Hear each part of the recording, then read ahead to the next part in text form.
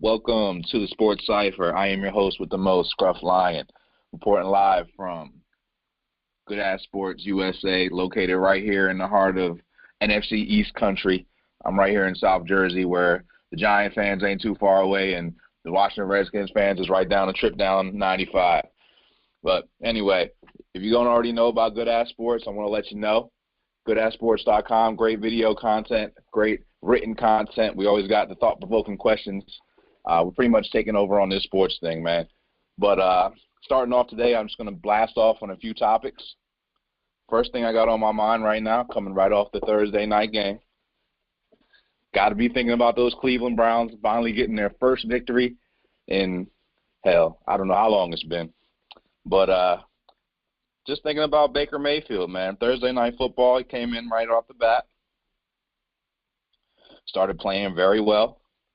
You can definitely see the energy level difference as soon as he came in the game. Tyrod Taylor, he wasn't completing any passes. Didn't seem like he had much time. So I was concerned them throwing Baker Mayfield in there, with an O-line that couldn't really protect. But you can see right away the difference in energy level when he came in the game. He got the ball out of there fast. And the kid looked pretty good. All right, so starting off today, I want to introduce one of a good friend of mine and one of our Good Ass Sports social media contributors. His name's Gerardo Reyes. Good friend of mine. Welcome to the show, Gerardo.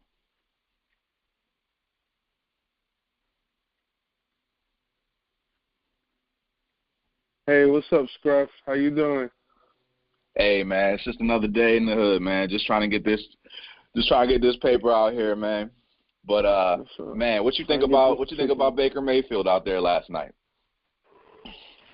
I want to say we shouldn't go off the hype just yet. Just how we shouldn't have gone off the hype with Sam Darnold against the Lions, and that piss poor defense that they showed us that Monday night. Okay. I mean, I'm not ready to crown this kid like one of the best in the league or anything, but can you say at least between the two of the guys, Tyrod Taylor and Baker Mayfield, if I'm Hugh Jackson right now, I'd have to be leaning towards Baker Mayfield. Am I wrong, or what do you think about that? I say if you're gonna be good at something, you might as well be the greatest to ever do it. And if this is the future, you might as well put all your chips in it, not have one foot out the door, one foot in, especially when it comes to rookie quarterbacks. I mean, Tyrod Taylor, his time in the league is not over yet, but it is, let's just say, the beginning to end is already at his near. Yeah, I mean, I definitely understand that. The thing about Tyrod Taylor is, he's a very good player. But it just seems like he's just kind of looking like a middle-of-the-pack, average quarterback out there to an extent. And it just didn't seem like he had things going. And it seemed like Baker Mayfield, although he didn't score a touchdown last night, 17 of 23, 201 yards, looked a lot better out there. He had a 94 overall QBR in comparison to Sam Darnold's 30.9. First win for the Cleveland Browns this season, pretty solid. Carlos Hyde ended up leading the way with them for 2 touchdowns. But, I think Baker Mayfield is something that the Cleveland Browns fans can start to feel good about. I got to credit John Dorsey for putting a good product out there on the field. After an 0-16 season, getting the right guys out there is a good fit. Carlos Hyde, I think it was a good pickup this offseason. Always been running hard. I think he's going to eventually, it looks like he's already starting to take over as the lead back over there. I'd like to see a little bit more Nick Chubb, see what he can do. But Carlos Hyde running hard out there. He's from Ohio State, Cleveland, Ohio. He's putting on for the Cleveland fans. And then Baker Mayfield, man, it's just something that you can't teach out there. You know what I mean? It's like it's that certain something. I mean, we should be happy for the Browns, but we shouldn't be this excited. We're still talking about the Cleveland Browns. I mean, yes, they got the first win. And how long? Almost close to 2 years, maybe. I mean, this has to be a meaningful game because at least they're heading towards the right direction, which is winning. Not just one game, but multiple games throughout the season. You got a young rookie, a quarterback at the helm now. Some mature receivers, some elite receivers ready to do the job, as well as with a running back that you just said, Carlos Hyde. I mean, the defense gets a little bit better, and I look out. Look out Steelers, look out Ravens. Who else? Look out Bengals. You have competitions in Cleveland. Speaking of the Steelers, I'm gonna spin off a little bit off schedule, but speaking of the Steelers, I can't help but think, like, how bad have they been this season? I mean, 0-2 off the gates. I mean, how many losses is it going to take for? 1-1. I mean, to me, if you didn't win the game, you lost. So yeah, no wins. Still tied.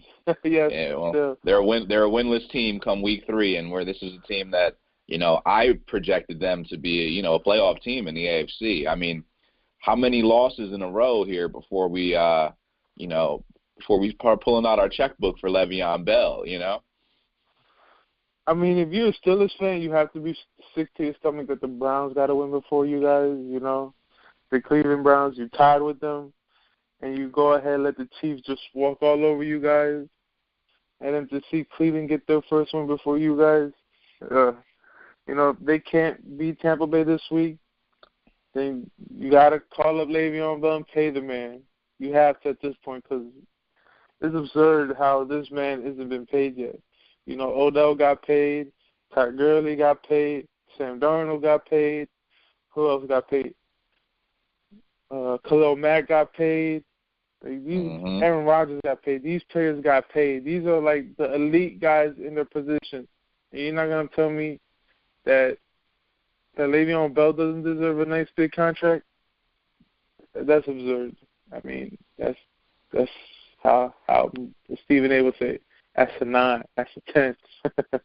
Yeah, I'd be shocked. I'd be shocked if I mean, I could easily see this team losing a couple more games. It just seems like they're a very dysfunctional team at this point in the season. Antonio Brown out here talking about so-and-so he wants to be traded, and then the agent came out and retracted the statement. It just seems to be a lot of drama in Pittsburgh, and I don't know. Usually they overcome the drama, but this year it's not looking too good for them with the with the winless start, you know. But I mean, they do have the Buccaneers in that kind of this division, Monday. In that division, that conference, 0-2 start isn't. I mean, well, a 1-1 start isn't a great start at all.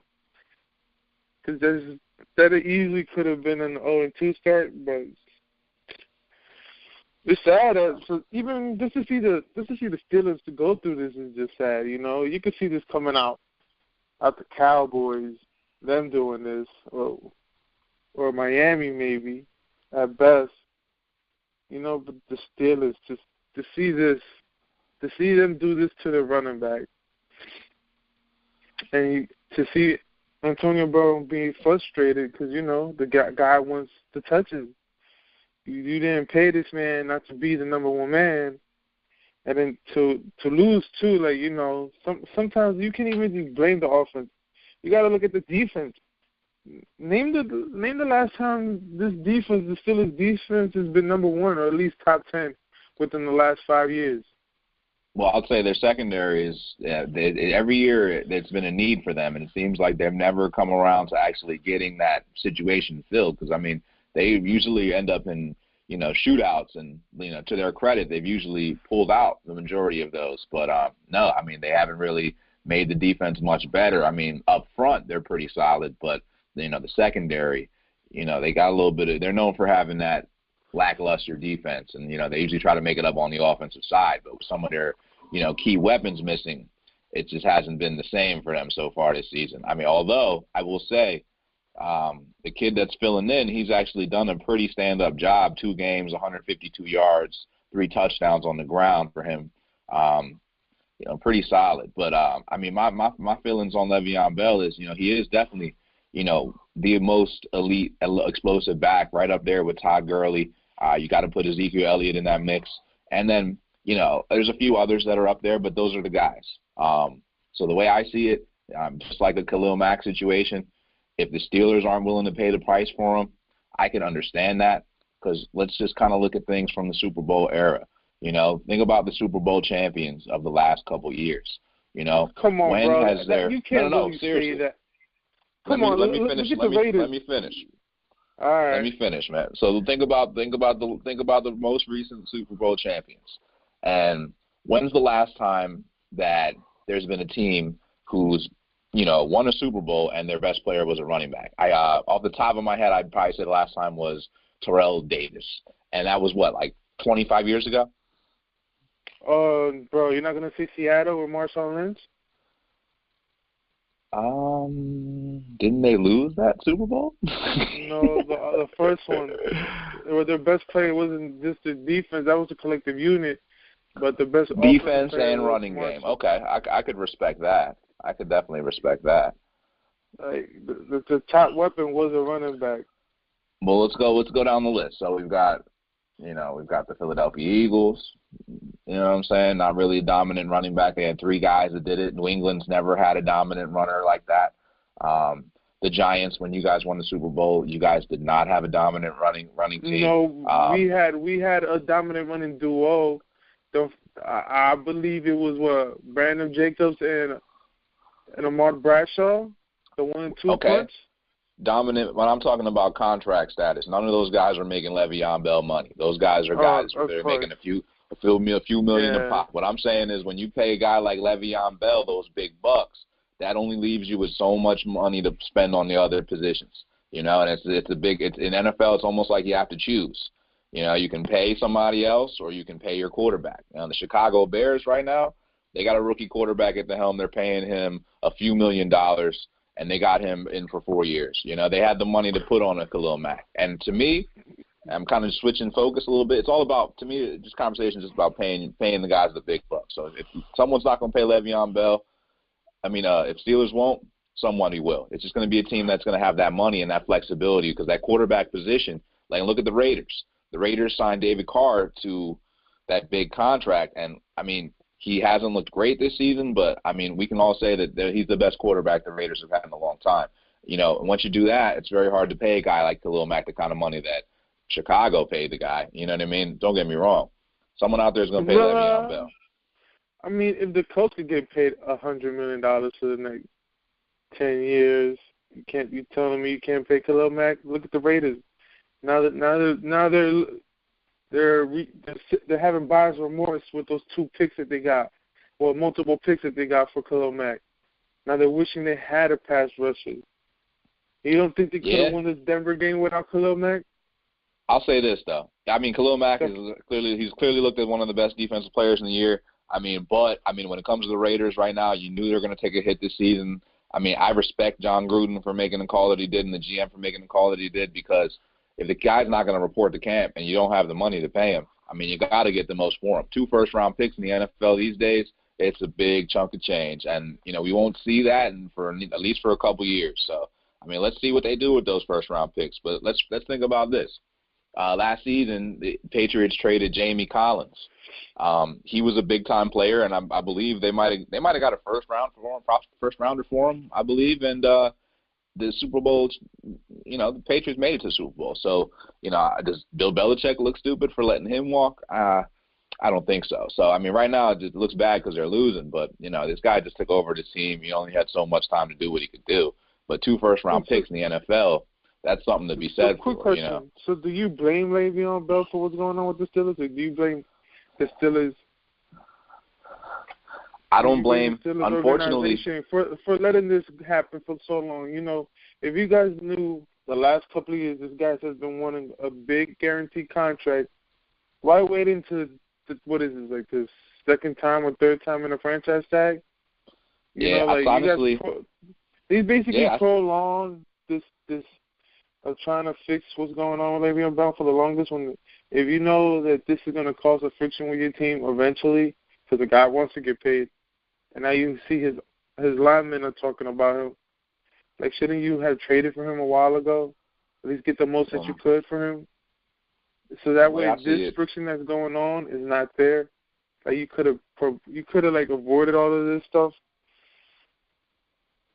Yeah, the way I see it, they should have paid him a while ago. But now it's at the point where I don't blame I don't necessarily blame the Steelers because in this current market, right now, the way things are looking, you don't necessarily need a big-time guy to be, if you look at the NFL's leading rushers as of today, number one on the list, Carlos Hyde, Matt Breida, Joe Mixon, Phillip Lindsay, Isaiah Crowell, Lamar Miller, James Conner. That's your top 7.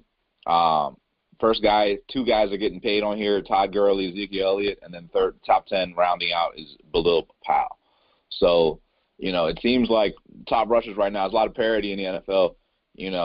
These running backs, they can be in and out. So it's tough, man. It's tough. So, I can understand why the Steelers don't want to pay the guy. But on the same token, I think, you're definitely messing up your locker room here. Guys like Le'Veon Bell, and it's just unfortunate. You wish you wouldn't see this situation happen the way it did. But I don't blame either side more than I just blame the economy.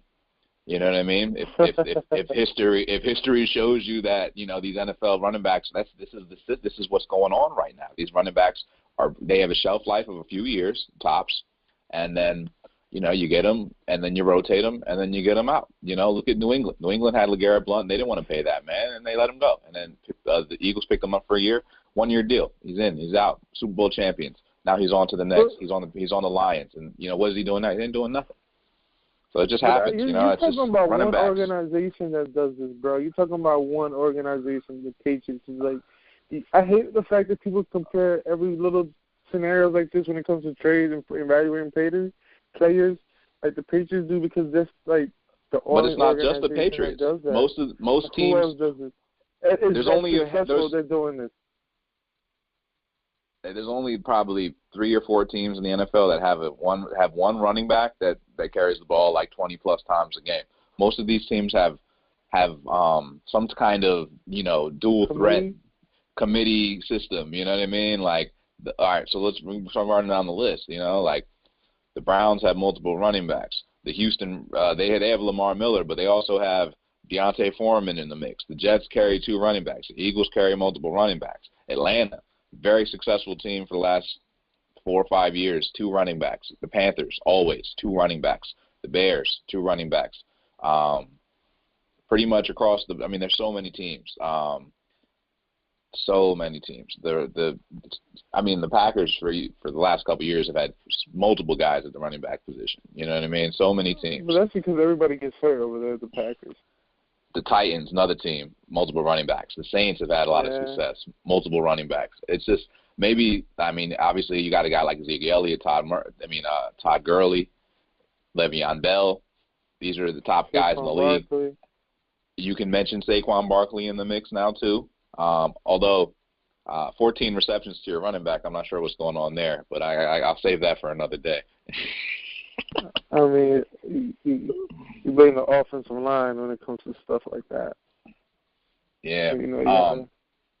Let's talk Giants for a second, man. I have to say I like the weapons out there being completely neutral out here. I do like the weapons. I like the decision to pay Odell Beckham. When you have a guy that talented, you got to find a way to keep him on your roster. But I'd have to say, what do you think about Eli Manning right now? Do you think that he can lead this team to a playoff berth? I still have faith in Eli. It's only been 2 games. We're about to hit game number 3. Yes, you're a little bit disappointed, but then again, it's that offensive line. Once again, it comes down to that stinking offensive line. The same offensive line that we thought would have been a little bit better this year, but clearly it's the same scenario with that offensive line. Yeah. Well, I have to say, I've definitely liked what I've seen with Barkley. He's definitely got the talent. I will say this, though. I do feel like you guys run him a little bit up the middle a bit. I think we can mix him up a little bit more. I think he's got a little bit more versatility in his arsenal. I think you guys could open up and use him a little bit more.